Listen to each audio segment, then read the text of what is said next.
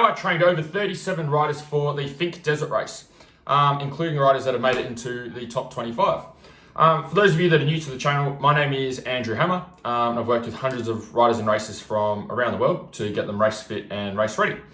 So the goal of this video is just to educate you a little bit more, give you a bit of insight into why I've helped so many riders get ready for the Finke Desert Race, and also insight into the strategies and the protocols that I've used to help them to be able to get ready as well.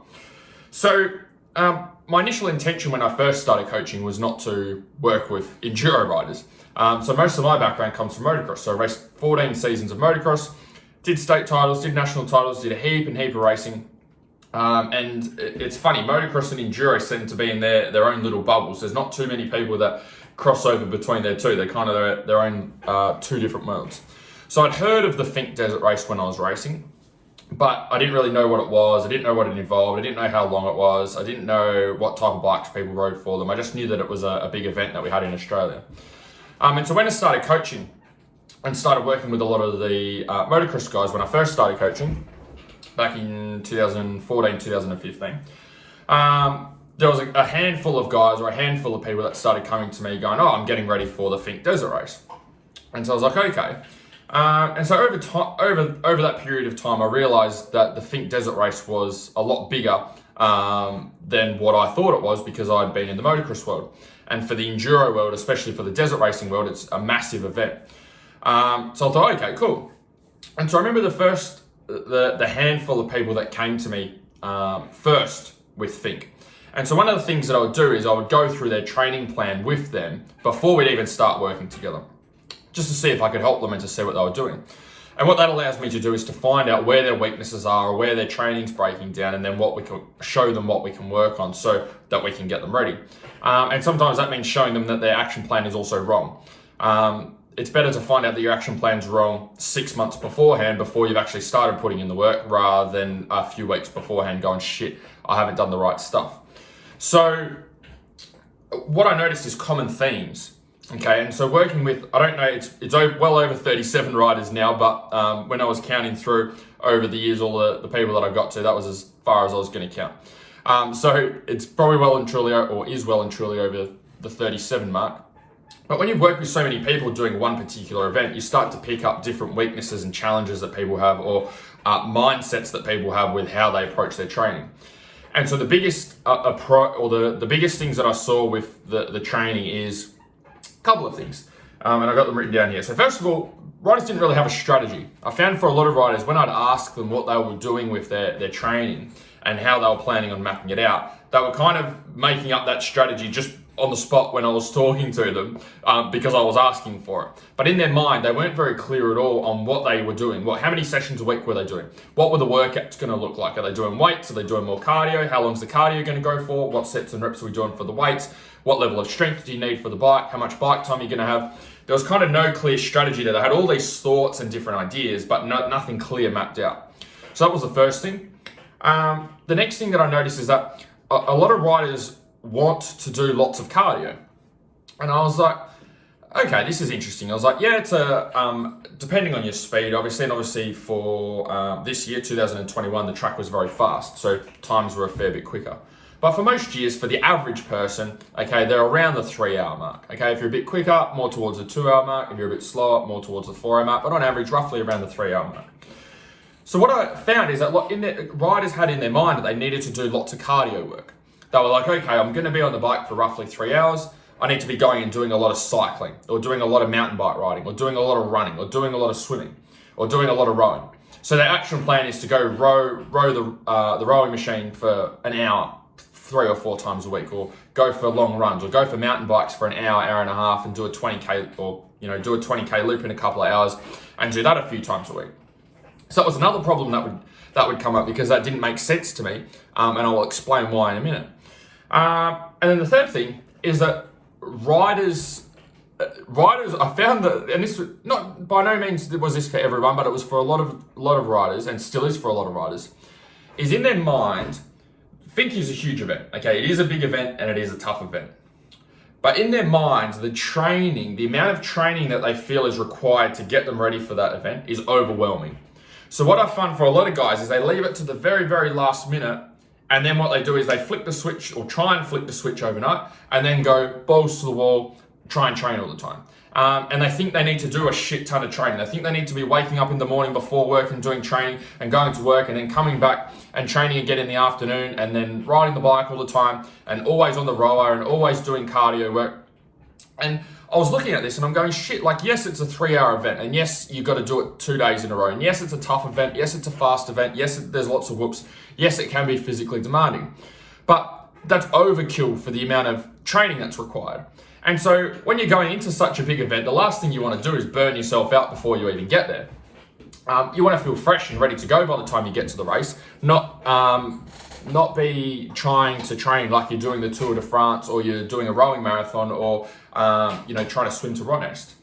So they were the main things that I saw coming up when I first started working with riders. And I notice even now, these same problems come up. People that aren't familiar with my content or familiar with the systems, the protocols, the strategies that I use, the same problems that people come to me with is those ones. They feel like they've got to train a shit ton. They feel like they've got to do a lot of long distance cardio. And number 3, they don't really have a strategy. They kind of just, as long as I'm training a lot, that's gonna get me through. So, what's the solution and what's the actual approach? So I thought instead of trying to break down why each of these reasons don't work and spending a heap of time on that, I thought I'd just go to the solutions and the strategies that do work and that I do use. And then hopefully that can help you and also make this video a little bit shorter for you as well. So the first thing is that the primary goal, a lot of your training, the off the bike training, needs to be made up of getting stronger. Okay, so if you look at an enduro bike, especially a desert racing bike, okay, if you've got moose tubes, if you've got an oversized fuel tank, you've got, Steg Pegs and all the rest of it on the bike, your bike's well and truly over 100 kilos, okay? But let's say it is 100 kilos. Then on top of that 100 kilos, you've got your bike. You've got your body weight. So if you weigh 80 kilos, great. But the thing is, it's not 80 kilos because you've got your gear, you've got your boots, you've got your helmet, you've got your camelback, you've got all of that sort of stuff as well. Okay, so you're well over 80 kilos. So whatever your body weight is, add another, 5 or 10 kilos with all your gear on, right? But let's just make it easy. Let's say you've got a 100 kilo bike and let's say you've got an 80 kilo rider. If we add those two together, that's 180 kilos. Now that's a shit ton of weight. Okay, that's a lot of weight, 180 kilos. Now, you need to be able to wrestle this 180 kilos at over 100 kilometers an hour for up to 3 hours, and then be able to recover quickly enough to be able to come back the next day and be able to do that all over again. There is no getting out of getting stronger, okay? So the reason that the strength work in the gym is important is because when we can elevate your level of strength, it makes the bike and your rider weight start to feel a lot lighter. And if we can get your bike and rider weight and that 180 kilos over here to feel a lot lighter, you're gonna fatigue less, you're gonna be able to move it around a lot easier, you're gonna have less chance of coming off and less chance of injury, and ultimately you're just gonna have less fatigue. It's gonna be easier to move the bike. You're not gonna fatigue over here, you're gonna fatigue over here or over here if you can get yourself stronger. That doesn't come from doing endurance sets, okay? That doesn't come from doing lots of long distance cardio or lots of cycling or things like that. What that comes from is building your overall strength. Do some back squats, learn how to do deadlifts, bent over rows, overhead press, work with a coach or work with a personal trainer at your local gym if you're not comfortable with those movements. But if you can get those movements a lot stronger, that's gonna make the bike feel a lot lighter and a lot easier for you to be able to manage. So not only does it reduce injury, okay, or chance of injury or chance of coming off, it's also going to improve your performance at the same time. The second area that I've got here is the cardio side. So as I was saying before, a lot of riders try and do this longer distance cardio, longer distance training, okay? Now, longer distance training needs to be part of your strategy, but it's not the strategy, okay? So if we take Finke, for example, so 3-hour block, over that period of time, majority of it is fairly high speed riding, okay? Some sections which are a little bit slower, but most of it is very high speed, very whooped out. You're either sitting down or up on the pegs. Now, although Finke is a 3-hour race, okay, or roughly 3 hours, it's not 3 hours of consistent intensity, okay? You're not sitting on the bike flat out for 3 hours going in one straight line. Because if you did that, the intensity is not very high, okay? You're gonna be fairly relaxed. What happens is if we take a microscope and we dig it, or a magnifying glass, and we dig into Finke, there's sections of the track that are much higher intensity than other sections. There's some parts of the track that are very whooped out, very technical, very rough, that take a lot of physical effort, that zap a lot of energy from you, okay? Then there's other parts of the track which are quite smooth, where you can sit down, where you can hold it wide open, and where you can relax a little bit.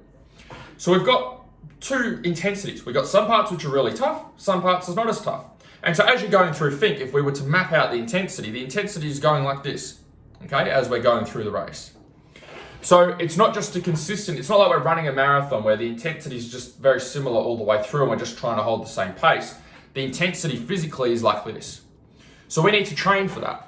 So the way that we train for that is we use interval training. Short, sharp bursts of high intensity training.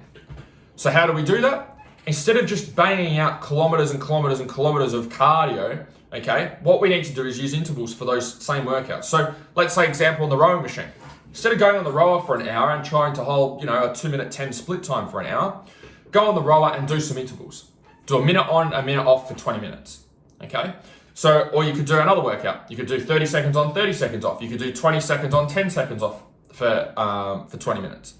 The whole goal here is not to be training for a long period of time. It's training the intensity. It's training your body to be really, really good at going hard for a period of time and then having a quick rest, and then going hard and then having a quick rest. And that's a different energy system to the one you use when you're just pounding the pavement, running, okay, or going to the pool and swimming for an hour. That doesn't mean the longer distance cardio is not relevant. It is relevant. However, for the best results on the bike, you want to train your aerobic energy system, your long distance energy system, out on the bike, okay? So instead of doing your long distance cardio like swimming, running and cycling during the week, that's the stuff we want to get done on the bike. So instead of doing an hour push bike ride during the week, do 1, 2, 3 hour ride on the weekend with your enduro work. Okay, on your enduro bike. That is what's building your longer distance energy system. So we should have the riding building your longer distance energy system, and we should have the interval work in the gym during the week building your short, sharp bursts of intensity. And then we've got both energy systems covered, okay? Now, the reason that I recommend using the riding and getting on the bike as your longer distance energy system instead of doing, let's say, an hour of rowing or a couple hours of cycling, is there's certain things that you can't train in the gym that you have to be having long bouts of bike time for to develop. So what do I mean by that? So I'll give you a quick example. In a few years ago, it might be 3 years ago now, 2 years ago, I did a rowing marathon, okay, a marathon on a rowing machine, so 42 kilometers. Now, I did it twice. I did it with a year apart, okay? And the first time I did it, I did no rowing training, just did my normal training, just wanted to see if I could do it. And I got 3 hours and 18 minutes for this row. And then the year after, I tried it again, and I did some longer distance rows each week. Okay, I actually did some proper rowing training, just once a week. I did a 5K, then a 10K, 15, 20K, all the way up to the marathon. And my goal was to get under 3 hours, and I did it in 2 hours and 58 minutes. So I knocked 20 minutes off my time from the previous year. Now, the thing that I learnt from that first year was my fitness wasn't really the problem. Okay, yes, it could have improved because I could have done a bit of long distance rowing, but the main factor that hurt me on that first row, that first time I did that marathon, was not my fitness. It was not me being out of breath, okay, that was holding me back from going any quicker. The thing that was holding me back was a few things. Number one, my hands were all starting to fall apart, okay? We did it in a warehouse in 38-degree heat in the middle of summer. All my hands were starting to fall apart and get soft and get sweaty. So I was starting to get tears and get very sore and very red hands. So I was finding it hard to hold onto the handle properly. My ass was getting sore from being on the seat for so long. Okay, it's a little plastic seat on the Concept 2 rower. You sit on that for 3 hours and 18 minutes with a whole heap of sweat in a hot gym. It's going to get sore, right? The other thing that was happening is on the back of my heels, all the skin was starting to peel off because it was rubbing on the back of my shoe. And so obviously the skin being softer and sweaty and being in my shoe for 3 hours, that skin was starting to come off and hurt and blister up. The other thing that happened that I didn't anticipate is my rectus femoris, which is your main quad muscle which goes up into your hip, was absolutely excruciatingly tight and fatigued. Okay, that was dominating in my rowing for whatever reason, not rowing properly or not doing enough rowing. And so that was causing me issues. Now, there's no amount of bent over rows, no amount of squats, no amount of running, no amount of swimming, no amount of cycling I could have done that was going to fix those areas of my body. The only thing that was going to get those areas of my body accustomed to being on the roller for that long was being on the roller for that long. So the main thing that helped me the year after to knock off 20 minutes was, yes, I did the long distance rowing training, but it wasn't the fitness that I was gaining from that was really helping me. The thing that was helping me was my ass felt fine, my hands felt fine, my hips felt fine, the back of my heels felt fine. So I could go into that row and just focus on rowing, not my body breaking down. That's the same for you guys going into Finke. You can't just not ride and not do long distance bike time and just rely all on your training, because you're going to get to Finke and you're going to feel like shit and you're not going to perform as well as what you want to. Okay, you need to get your body accustomed to being on the bike for long periods of time. So if you know you're going to be on the bike for 3 hours, when you go and do your practice rides, go and do longer rides. Do 2 or 3 hour rides. So when you get to Finke, your body is already used to and accustomed to being on the bike for that long. It's not a surprise like it was for me when I went and did my row with no rowing training. Third thing that we work on before we wrap up this video is the nutrition side. Okay, every year that we have Finke, I do a special event for our guys, or everyone that's working with me going into Finke for that particular year. And what I do is I map out the whole lot for them. What to eat in the days leading up, how much to drink, how much water to have, what to put in your camelback, what to do at your fuel stops, what to eat the morning of racing, what to have after racing, what to have between races, what you need to have down at Finke to make sure you're ready to come back the next day, recovery techniques. We go through the whole lot. But ultimately, there's too much to go through in this video. But ultimately, the main thing is having a game plan and a strategy. That's really the thing that helps them the most. Yes, our strategy is really, really good, but the main thing that is helping them is having a strategy. What I find for a lot of riders is they get so caught up in the riding and the racing and the event that they forget about themselves. And it becomes more just about survival and getting through the race and just finishing and getting to the end. And so all they've thought about is what's happening in front of them. Oh, where do I need to be now? Do I need to be on the start line? Do I need to get my fuel now? They're not thinking a few steps ahead. So get a whiteboard, map it out. Like, start to map it out now, okay? Don't leave it till the day to map it out. Start to map it out. Get a little whiteboard or a piece of paper. Write down the rough times of when you're going to be racing and when you're going to be up, and how you're going to fuel yourself. What are you going to eat a few hours before? What are you going to make for breakfast? What are you having the night before? What are you going to put in your camelback? And then if you can do that, reduces a lot of the anxiety that you're going to have and nervousness and stress around racing and big events like this, because you've got a plan. You've got something to follow. Whereas what a lot of riders just leave everything up in the air, okay? And that just creates more stress and more chaos. So they're the main areas. Hopefully you got some value from this video. I know it's a little bit longer than what I normally do. If you'd like some help getting ready for your 2022 Finke campaign, feel free to apply to work with me through my Faster Laps program. You can apply up here or down here. As I said, we've had riders that have been in the top 25 all the way to riders that have done Finke for the first time, and that's been their first race. I know they've changed the Finke rules just yesterday, I think I was reading, and so you have to have done other races beforehand, which I think is a good idea. But anyway, if you'd like some help getting ready from the fitness aspect, feel free to apply. Otherwise, hopefully you found this video helpful. I'll chat to you soon, guys. See ya.